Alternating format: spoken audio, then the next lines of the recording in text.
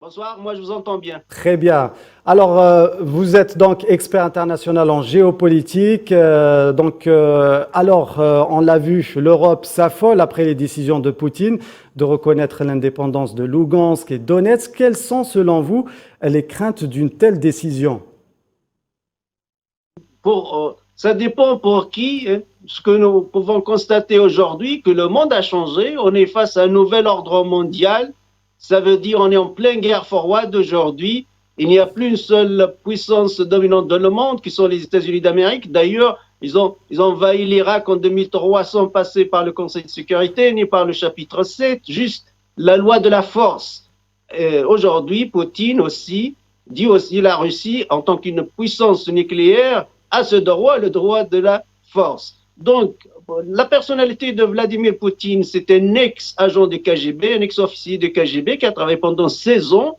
Le KGB, nous savons bien, a perdu la guerre froide et lui, il a une revanche à prendre. Il a une revanche contre les États-Unis d'Amérique, contre l'Occident qui a humilié la Russie, qui était le cœur de l'Union soviétique. On l'a vu hier, il était très très à l'aise, il n'est pas excité, et c'est un fin calculateur, comme s'il est en train de jouer une partie des échecs, et il gagne. Et il gagne puisqu'il a posé sa volonté. Aujourd'hui, il incarne une Russie qui veut prendre sa place dans le monde. Donc, pour moi, le monde a changé. D'ailleurs, je pense que les professeurs des relations internationales doivent changer leur cours aujourd'hui. On est vraiment face à une guerre froide qui s'installe depuis hier. Alors, Monsieur Saïdaoui, restez avec nous. Je reviens vers vous dans quelques instants.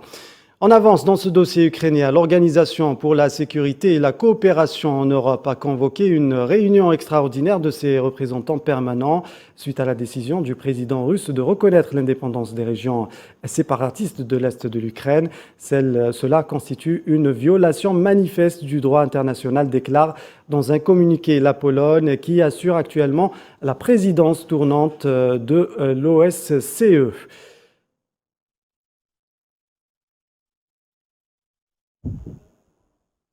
Et hier, lundi, l'ONU, avec une majorité de membres du Conseil de sécurité, avait condamné lors d'une réunion d'urgence la reconnaissance par la Russie de l'indépendance des républiques dans l'Est de l'Ukraine et l'ordre du président Vladimir Poutine d'y déployer des troupes. Et la voie diplomatique toujours d'actualité, le ministre russe des Affaires étrangères, Sergei Lavrov, a annoncé qu'il devrait rencontrer jeudi à Genève son homologue américain, Anthony Blinken.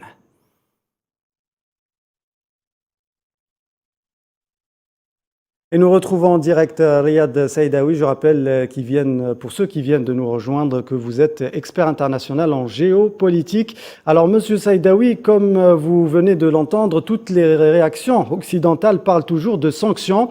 En dépit du maintien de la voie diplomatique, on atteste cela à l'appel de Moscou de négocier avec Blinken. Comment expliquez-vous cela, d'autant plus que la rencontre de Genève est toujours à l'ordre du jour? Les sanctions économiques, je pense que la Russie est habituée depuis 80 ans des sanctions économiques, depuis la création de l'Union soviétique en 1917, après la révolution bolchevique. Et la Russie est toujours sous embargo, plus ou moins, même dans la période au début de la période du Poutine. Donc, ce n'est pas une donnée nouvelle pour les Russes, ils sont adaptés. Et après tout, qui va sanctionner qui? Parce que la Russie, depuis 1996, a participé à signer le traité de Shanghai avec la Chine et d'autres pays comme le Kazakhstan. Puis après, c'est l'Inde et le Pakistan qui rejoint le traité de Shanghai. Et nous savons bien aujourd'hui que l'économie chinoise, c'est l'économie qui va être la première économie mondiale en 2030, selon l'FMI et la Banque mondiale. Et Poutine, avant,